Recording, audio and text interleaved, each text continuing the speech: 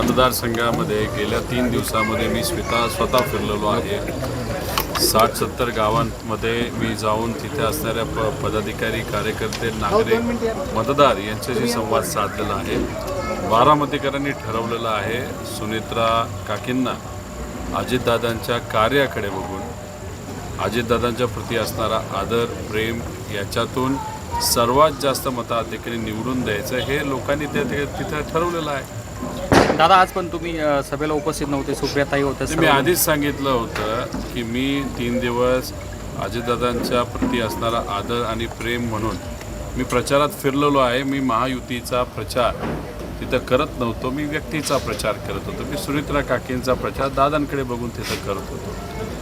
तसं बघितलं तर आत्या म्हणजे सुप्रियाताई या दिल्लीला जे डिलिमिटेशन कायदा जो असंविधानिक होता, संविधानाला धक्का देणारा होता, त्याच्या कोऑर्डिनेशनसाठी इतर पक्षांशी बोलण्यासाठी दिल्लीला व्यस्त होत्या गेल्या 5-6 दिवसामध्ये.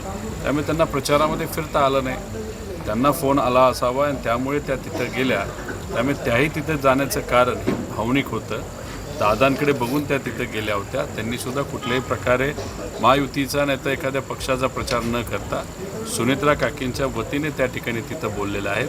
आणि मी तिथं जाण्याचा प्रश्नच नव्हता. मी आधीच सांगितलं होतं मी महायुतीच्या व्यासपीठावर त्या ठिकाणी जाणार नाही. दादा, शेवटचा प्रश्न. गेल्या अनेक दिवसांपासून नाशिकचा भोंदूकारात प्रकरण असेल, आता संगमनेरमध्ये एक बाबा पकडला आहे, असे रोज एक किस्से बाहेर येत आहे. यावर काहीतरी कठोर कायदा झाला पाहिजे की यांना शिक्षा लवकर झाली. नाही, कायदा तर आहे ना, पण भाजपचं सरकार आल्यानंतर भोंदूगिरी जर वाढत असेल त्याला आपण काय करणार? इथं जे काही सामान्य लोक आहेत त्यांना तुम्ही विचारा, 10 वर्षामध्ये तुम्ही तुमची प्रॉपर्टी किती लेवलनी वाढवू शकता? इथं बिचारा शेतकरी कष्ट करतो, युवांना नोकऱ्या लागेना, आणि हा भोंदू बाबा 10 वर्षापूर्वी त्याची भोंदूगिरी सुरू करतो आणि शून्यापासून आता 2000 कोटीचा मालक होतो. म्हणजे सत्ताधाऱ्यांच्या सहकार्यातून तर हे होणार नाही. मग सामान्य लोकांना कुठंच काय त्या ठिकाणी न्याय मिळत नाही.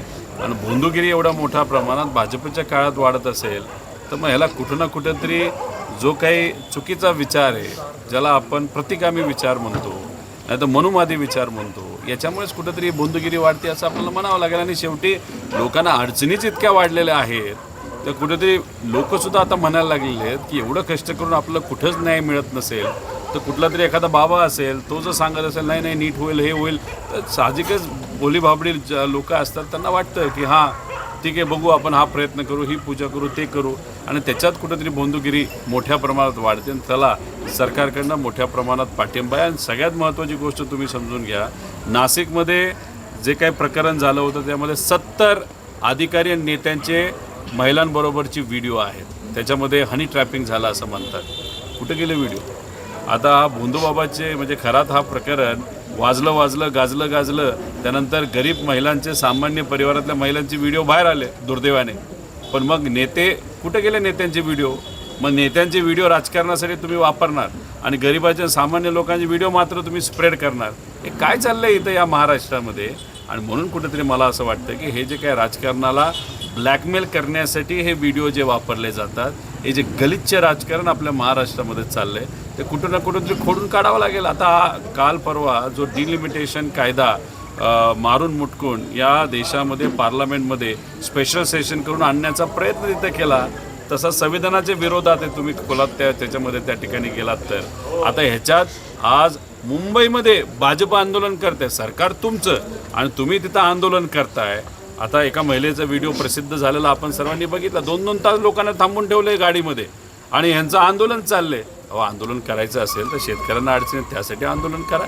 1 लाख कोटी रुपये गरिबाचे, छोट्या कॉन्ट्रॅक्टरचे प्रलंबित आहेत, त्यासाठी तुम्ही आंदोलन करा. नोकऱ्या मिळत नाहीत त्यासाठी आंदोलन करा.